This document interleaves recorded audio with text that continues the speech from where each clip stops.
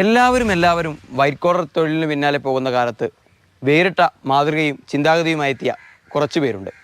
അങ്ങനെയൊരു യുവ കർഷകനെ തേടിയാണ് ഇന്നത്തെ നമ്മുടെ യാത്ര.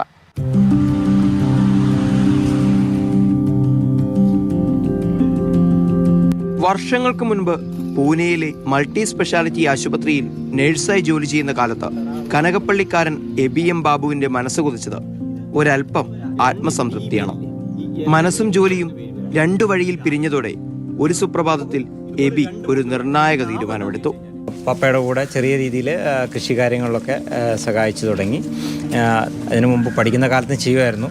തൈകളെല്ലാം കൂടി കുരുമുളക് മാറി, കുരുമുളകായി, റബ്ബറായി, തെങ്ങായി, കവുങ്ങായി, ജാതിയായി, റംബുട്ടാനായി. ഇപ്പോൾ നമ്മൾ റീസെൻ്റായിട്ട് എല്ലാത്തിൻ്റെയും ബഡ് തൈകൾ, അതായത് റംബുട്ടാൻ, ജാതി, പുലാസാൻ, മൾബറിയുടെ ബഡ് തൈകൾ, അങ്ങനെ എല്ലാത്തിൻ്റെയും ബഡ് തൈകളും നമ്മൾ ചെയ്തുകൊണ്ട് ഇപ്പോൾ വളരെ നല്ല രീതിയിലാണ് ഇപ്പോൾ ഞാൻ പോകുന്നത്.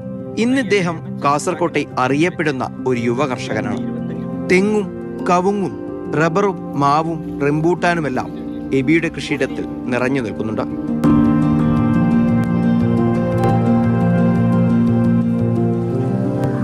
കൃഷി മാത്രമല്ല, ഒരു അത്യുഗ്രൻ നഴ്സറിയും അദ്ദേഹം നടത്തുന്നു. പൂനെ വിട്ട് നാട്ടിലെത്തിയ കാലത്ത് ഒരൽപ്പം കുരുമുളക് കൃഷി തുടങ്ങിയത് ഇന്നൊരു ഹരിത മുന്നേറ്റമായി മാറിക്കഴിഞ്ഞു.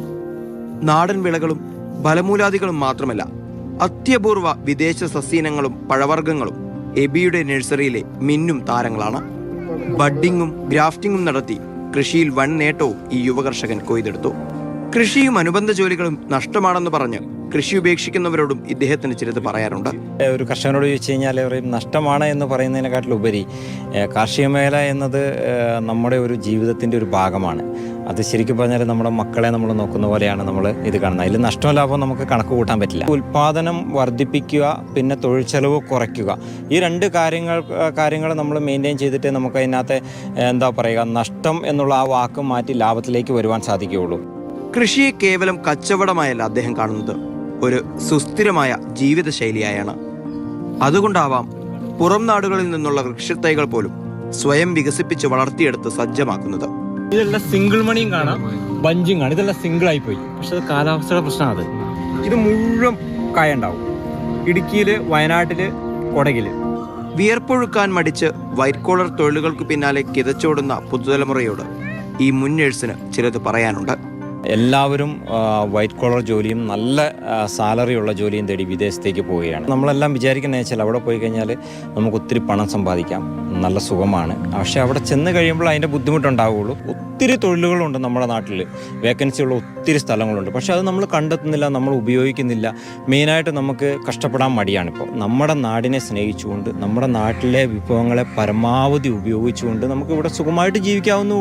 പൂനെയിലെ ആ മുഷിഞ്ഞ ദിനരാത്രങ്ങളിൽ നഷ്ടപ്പെട്ടു പോയ ആത്മസംതൃപ്തിയും സന്തോഷവും കനകപ്പള്ളിയിലെ കനകം വിളയുന്ന ഈ മണ്ണിൽ നിന്ന് അയാൾ വീണ്ടെടുക്കുന്നുണ്ട്. തന്നിൽ പ്രസരിക്കുന്ന ഊർജവും ഉന്മേഷവും അയാൾ നമ്മളിലേക്കും പടർത്തുന്നു. തന്റെ തോട്ടത്തിൽ വിളയുന്ന പഴവർഗ്ഗങ്ങൾ അതിഥികൾക്ക് കൈമാറുന്ന പോലെ ഇന്നിപ്പോൾ എബിയും കുടുംബവും സന്തോഷത്തിന്റെ ഏതൻ തോട്ടത്തിലാണ്. ജനിച്ച നാടിന്റെ തനിമയെയും സംസ്കാരത്തെയും വിട്ടെറിഞ്ഞ് മറ്റുള്ള നാടുകളിലേക്ക് കുടിയേറുന്ന യുവതലമുറ ഇങ്ങനെയുള്ള കർഷകരെ മാതൃകയാക്കേണ്ടതാണ്.